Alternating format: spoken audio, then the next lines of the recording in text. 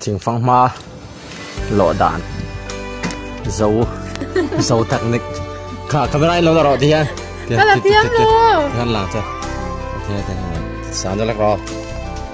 từ lăng rồi hay ikutin thế là cái rồi này cái chân này nó chân apa buat saya ke ha ikutin apa kan chân rồi từ song hai thỉnh phong ma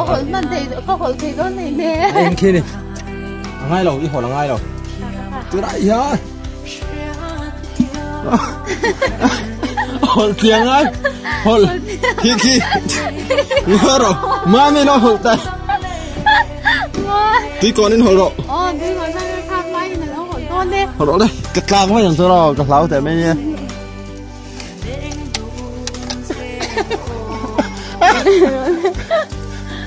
hồi lên rồi ăn luôn à cái gì từ rồi là thật mày tại sao từ rồi là thật thế nó tốt là thật thế đi lại á cho lại alo trở lại không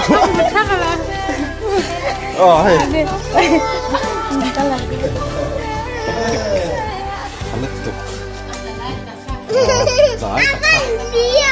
Yên hoa mình